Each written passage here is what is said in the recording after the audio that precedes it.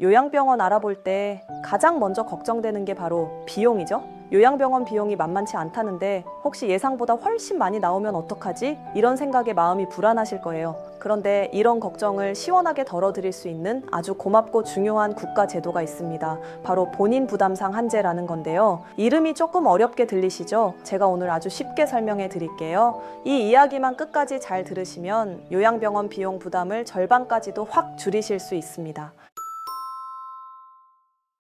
본인 부담 상한제가 정확히 뭘까요? 아주 쉽게 말씀드리면 나라에서 나더러 의료비를 이만큼만 내라고 정해준 거예요. 소득 수준을 고려해 보니 1년 동안 병원비는 이 정도까지만 내시면 됩니다 하고 개인별로 최대 한도를 정해준 거죠. 이렇게 의료비 한도 금액을 어려운 말로 상한액이라고 부릅니다. 그래서 병원비가 아무리 많이 나와도 내가 낸 돈이 상한액을 넘어가면 그 넘어간 만큼의 초과분은 나라에서 다시 내 통장으로 돌려줍니다. 듣기만 해도 든든한 제도이죠? 그럼 내가 내야 할 상한액은 어떻게 정해질까요? 내 소득 수준에 따라 달라집니다. 내가 돈을 얼마나 많이 버냐에 따라 매번 달라지는 거죠. 나라에서는 내가 얼마나 버는지 어떻게 판단할까요? 건강보험료를 보고 판단합니다. 나라에서는 모든 국민을 건강보험료 내는 수준에 따라 1등부터 10등까지 줄을 세우는데요. 이걸 어려운 말로 10분위라고 합니다. 1분위는 소득이 가장 낮은 그룹, 그러니까 형편이 어려운 분들이고요. 10분위는 소득이 가장 높은 그룹, 그러니까 돈을 아주 많이 버는 분들이에요. 당연히 소득이 낮을수록 국가에서는 지원을 많이 해주려고 하겠죠? 그래서 1분위 분들은 상한액이 가장 낮습니다. 쉽게 말해 1년에 의료비로 많은 지출을 해도 대부분 국가에서 돌려주는 거예요. 2024년 기준으로 한번 예를 들어볼게요. 참고로 상한액은 매년 물가처럼 금액이 조금씩 바뀌게 되는데요. 가장 먼저 소득 1분위로 예를 들어볼게요. 2024년 기준 소득 1분위의 의료비 상한액은 87만 원이었어요. 그리고 소득이 1분위인 어떤 분이 2024년 한 해 동안 지출한 병원비가 총 100만 원이라고 가정해 볼게요. 이분은 국가가 1년 동안 의료비로 87만 원까지만 내면 된다고 정해놨는데 87만 원에서 13만 원을 초과한 100만 원을 쓰신 거잖아요. 그러면 이 13만 원은 나중에 나라에서 다시 통장으로 돌려줍니다. 결국 이분은 1년의 의료비로 87만 원만 내신 셈이 되는 거죠. 자, 그러면 만약 내가 중간 소득 그룹인 5분이라면 어떨까요? 2024년 기준 5분위의 1년 의료비 상한액은 167만 원이었습니다. 예를 들어 제가 5분위인데 작년에 몸이 안 좋아서 병원비로 200만 원을 냈다고 가정해 볼게요. 제 상한액은 167만 원이니까 이걸 초과한 금액, 즉 200만 원에서 167만 원을 뺀 33만 원은 나라에서 환급받을 수 있는 거예요. 만약 내가 가장 소득이 높은 10분이라면 2024년 기준 10분위의 상한액은 808만 원이었습니다. 이분들도 마찬가지로 1년 동안 낸 병원비가 808만 원을 넘어가면 그 초과된 만큼은 모두 돌려받으시는 거예요. 그럼 이제 나는 몇 분위이고 내 상한액은 정확히 얼마일까 궁금하시죠? 내 의료비 상한액을 알아보는 방법은 크게 두 가지입니다. 첫 번째 방법, 바로 국민건강보험공단 고객센터로 전화하시는 겁니다. 상담원에게 본인 부담 상한액 조회하고 싶다고 말씀하시면 상담원이 본인 확인 후에 바로 친절하게 알려줄 겁니다. 두 번째 방법은 자녀분들께 부탁해서 국민건강보험공단 홈페이지에 들어가서 확인하시는 거예요. 개인별 본인 부담 상한액 조회 메뉴를 이용하시면 상담보다 빠르게 바로 확인이 가능합니다. 자, 이렇게 내 병원비의 상한액을 미리 알고 계시면 요양병원처럼 장기적으로 병원비를 지출해야 할 때 병원비 예산을 세우기가 훨씬 수월해지겠죠? 그런데 아마 이런 질문이 생기실 거예요. 그럼 병원에서 쓰는 모든 돈은 전부 상한액으로 해결할 수 있나요? 안타깝게도 그건 아닙니다. 이런 오해를 많이 하세요. 본인 부담 상한제는 나라에서 건강보험을 적용해주는 항목에만 해당됩니다. 이걸 급여 항목이라고 해요.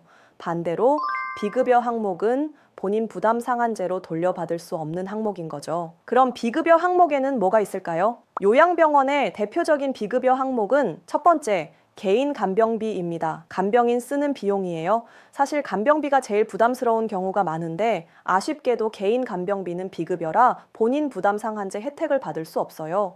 둘째는 상급 병실료입니다. 나라에서는 4인실이나 6인실처럼 다인실을 기준으로 입원료를 지원해 주는데요. 만약 환자나 보호자의 선택으로 1인실이나 2인실처럼 더 좋은 병실을 쓰게 되면 그 차액만큼은 본인이 전액 부담하셔야 합니다. 이 밖에도 의학적으로 필수가 아닌 일부 영양제 주사나 기저귀, 물티슈 같은 개인 물품 비용도 지원받을 수 없어요. 그런데 환자분들이 비급여 항목과 급여 항목을 정확히 구분하는 건 사실 조금 어렵습니다. 그래서 저희 정선교양병원에서는 입원 상담하실 때 이건 보험되는 급여 항목이고 이건 보험 안 되는 비급여 항목입니다 하고 사전에 하나하나 꼼꼼하고 정직하게 설명해 드려요. 이걸 미리 아셔야 나중에 생각보다 돈이 더 나왔네? 하고 당황하시는 일이 없을 테니까요. 그런데 여기서 한 걸음 더 나아가 특정 질병을 앓고 계신 분들이라면 병원비 부담을 더욱 획기적으로 줄여주는 또 다른 제도가 있습니다. 바로 건강보험 산정특례 제도입니다. 산정특례란 말 그대로 큰 병에 걸린 사람의 의료비 계산을 특별하게 해준다는 뜻인데요. 산정특례 대상자가 되면 내가 내야 할 병원비 본인 부담률이 0%에서 10% 수준으로 뚝 떨어집니다. 예를 들어 100만 원이 나온 병원비를 30만 원 낼 사람이 5만 원만 나에게 되는 거죠. 산정특례 적용 전에는 총 병원비 100만 원 중 외래 진료 본인 부담률 30%를 적용받아 30만 원을 납부해야 합니다. 하지만 암 환자의 경우 산정특례를 적용하면 동일한 병원비 100만 원에 대해 암 산정특례 본인 부담률 5%가 적용되어 5만 원만 납부하게 됩니다. 그럼 어떤 분들이 이 혜택을 받을 수 있을까요? 암, 희귀질환, 중증 치매, 결핵, 중증 화상 등 심각한 질병을 진단받은 분들이 주요 대상입니다. 또한 조산아나 저체중 출생아, 차상위 계층 등 사회적 지원이 필요한 경우도 혜택을 받을 수 있습니다. 신청은 아주 간단합니다. 의사가 해당 질병으로 진단을 내리면 병원에서 알아서 건강보험공단의 산정특례 대상자로 등록해주기 때문이죠. 따라서 어르신이 큰 병을 진단받으셨다면 병원 원무과에 저도 산정특례 대상이 되나요? 하고 꼭 확인해 보시는 게 중요합니다. 그렇다면 본인 부담 상한제와 산정특례는 어떤 관계일까요? 산정특례 제도가 본인 부담 상한제보다 항상 먼저 그리고 더 우선적으로 적용됩니다. 산정특례를 통해 본인 부담금이 0%에서 10% 수준으로 이미 크게 줄어들기 때문에